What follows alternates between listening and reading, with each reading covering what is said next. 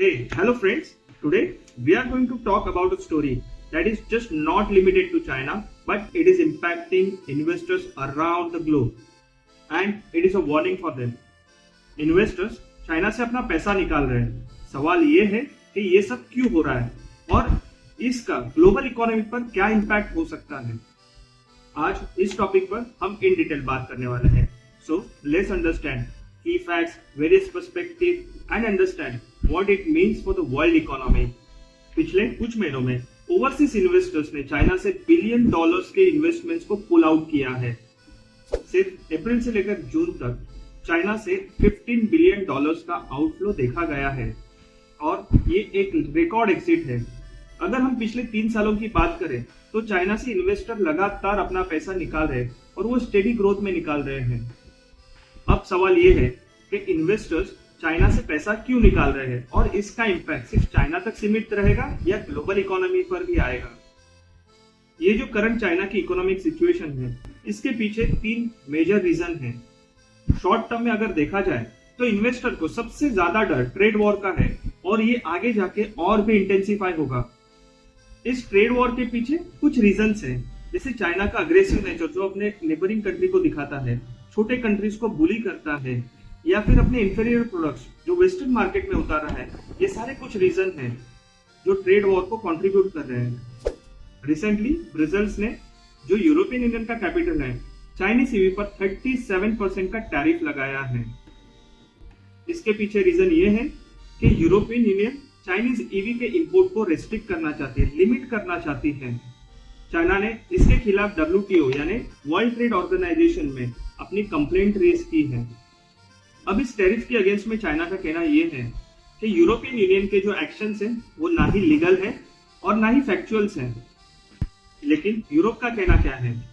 Europe का argument ये है चाइनीज गवर्नमेंट अपने ईवी मैन्युफैक्चरर्स को कुछ सब्सिडीज देती है जिसकी वजह से कंपटीशन अनफेयर हो रहा है और इसका सबसे ज्यादा इम्पैक्ट लोकल प्लेयर्स को हो रहा है. लोकल प्लेयर्स प्राइस वॉर में चाइनीज ईवी के अगेंस्ट में कहां पर भी स्टैंड नहीं हो रहे हैं और ये अनकॉम्पिटिटिव नेचर जो मार्केट में बन रहा है इसके अगेंस्ट में यूरोप एक्शन लेना चाहता है. वो लोकल प्लेयर्स को प्रोटेक्ट करना चाहता है. इन्वेस्टर्स को लगता है ये तो बस एक शुरुआत है. आज यूरोप के साथ ट्रेड वॉर है, कल अमेरिका, उसके बाद इंडिया और सारी दुनिया के साथ चाइना का ट्रेड वॉर हो सकता है और ये सारी चीजें आने वाले कुछ सालों में बहुत ही कॉम्प्लेक्स होने वाली है. इन्वेस्टर्स की नजर यूएस के प्रेसिडेंशियल इलेक्शन पर भी है. यूएस प्रेसिडेंशियल कैंडिडेट कमला हैरिस और डोनाल्ड ट्रंप दोनों ने ही चाइना के अगेंस्ट में कुछ स्टेटमेंट दिए हैं.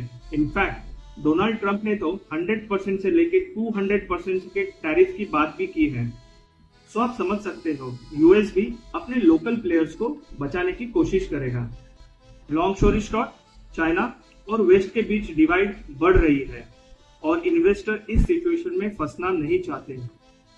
दूसरा रीजन है चाइनीज इकोनॉमी पे बढ़ रहा स्ट्रेस. इन्वेस्टर्स चाइनीज इकोनॉमी पर अपना भरोसा खो रहे हैं. इस साल चाइना ने 5% जीडीपी ग्रोथ का टारगेट रखा है. हालांकि रिसेंट डेटा ये बता रहा है कि ये ग्रोथ रेट है वो 4.7 पर ही अटका हुआ है. चाइना के एक्सपोर्ट्स भी अंडर परफॉर्म कर रहे हैं. जुलाई के लिए चाइना का एक्सपोर्ट टारगेट था 10%, उसके अगेंस्ट में चाइना ने सिर्फ अचीव किया है 7%. और सबसे बड़ी टेंशन है लोकल गवर्नमेंट का डेट जो एक टिकिंग टाइम बॉम्ब की तरह है. जैसे इंडिया में स्टेट्स है वैसे चाइना में प्रोविंस है. वहां की जो लोकल गवर्नमेंट है उनके ऊपर एक डेटा के हिसाब से 7 से लेके 11 ट्रिलियन डॉलर का डेट है.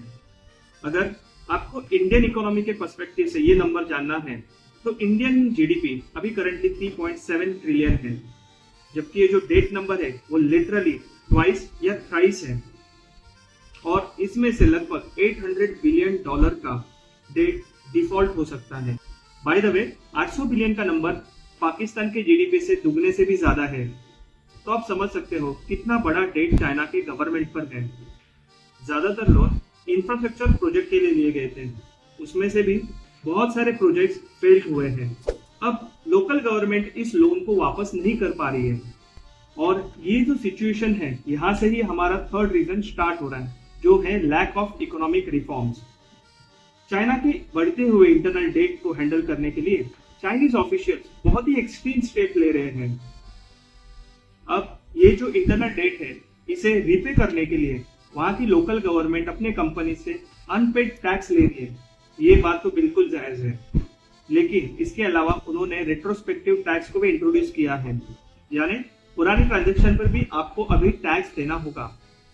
चाइना के एक कंपनी को लगभग 12 मिलियन यूएस डॉलर का नोटिस आया है, जो 30 साल पुराने ट्रांजैक्शन पर है। वही एक दूसरे कंपनी को 92 मिलियन का नोटिस आया है, जो 20 साल पुराने ट्रांजैक्शन पर है।